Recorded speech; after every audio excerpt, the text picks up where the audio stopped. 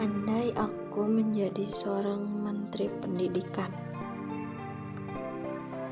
Pelaksanaan pendidikan di Indonesia tentu tidak mungkin terlepas dari tujuan pendidikan Indonesia itu sendiri, sebab pendidikan yang ada ialah pendidikan yang dilakukan demi kepentingan bangsa dan negara.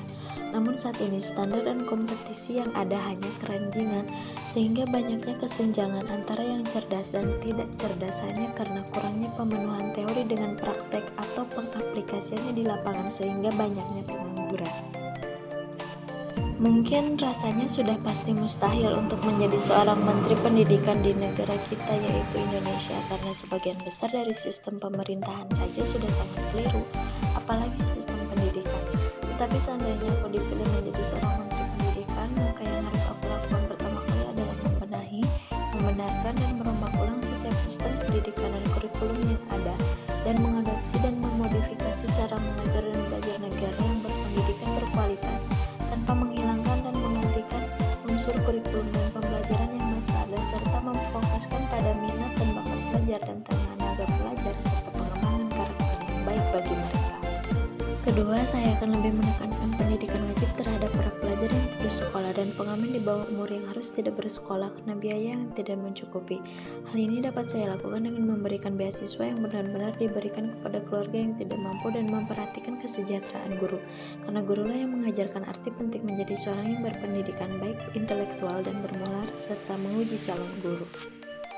Ketiga, menyeimbangkan kelima sumber kecerdasan emosional, yaitu IQ, EQ, CQ, SQ, dan IQ sejak masih anak-anak hingga dewasa, agar dapat menjadi pemimpin yang tidak hanya cerdas dalam intelektualnya, melainkan juga kuat dalam hal spiritual, dapat mengendalikan emosionalnya, lebih kreatif dalam berbagai hal, serta pantang menyerah dalam melakukan suatu hal yang dapat meningkatkan hak martabat dan derajat bangsa Indonesia. Keempat, mengembalikan kembali mata pelajaran muatan lokal yang membahas tentang bahasa, sosial, dan kebudayaan serta ciri khas lain dari kampung halamannya. Hal ini bertujuan agar kebudayaan khas negara Indonesia yang terdiri atas beribu-ribu suku dan budaya tidak hilang dari permukaan, dikarenakan tidak hanya memiliki tuntutan untuk menguasai bahasa Indonesia serta bahasa asing yang menjadi bahasa internasional, namun juga dapat berbahasa daerah dan mempelajarinya. Kelima, jika saya dipilih menjadi Menteri Pendidikan Indonesia, saya akan menciptakan generasi yang tidak melupakan, mengabaikan sejarah dari kemerdekaan negaranya ini, kemerdekaan negara Indonesia, namun terus mengingatnya. Dan yang terakhir, ketika saya dipilih menjadi Menteri Pendidikan Indonesia, saya ingin sistem pendidikan hanya mengabdi pada pengetahuan, moral, dan negara, bukan pada putusan oknum dinas pendidikan.